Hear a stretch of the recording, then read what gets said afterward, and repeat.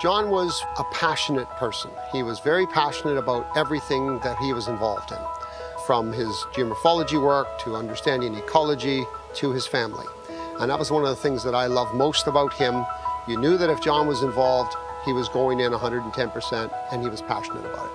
But he was also very caring and very understanding of different people's views.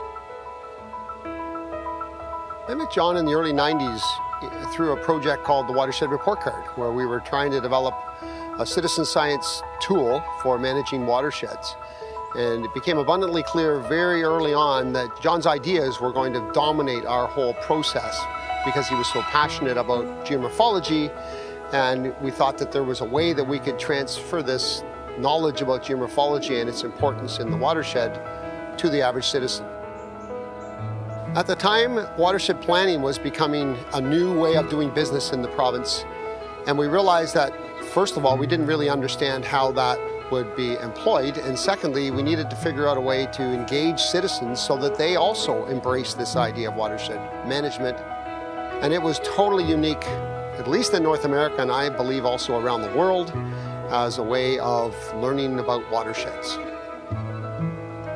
Early on in our relationship, we began to realize that there was a new process needed for doing stream surveys, one that incorporated geomorphology and ecology in the same rules that we applied to the Watershed Report Card.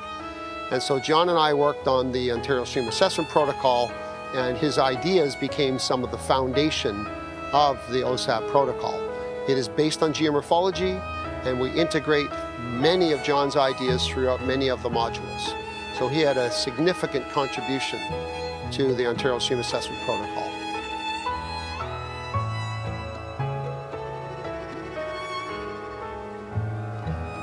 John was also an ardent teacher.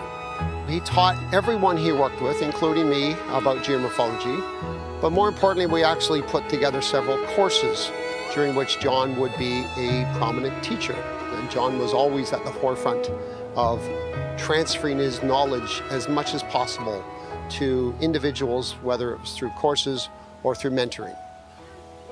John was very much a pioneer in geomorphology in Ontario.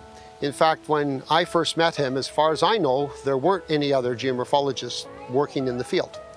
So it went from John being one of the few, if not the only geomorphologist, to now there are hundreds of geomorphologists working in the province. And I dare say there's not one that could say they weren't influenced by John's passion, ideas, and enthusiasm.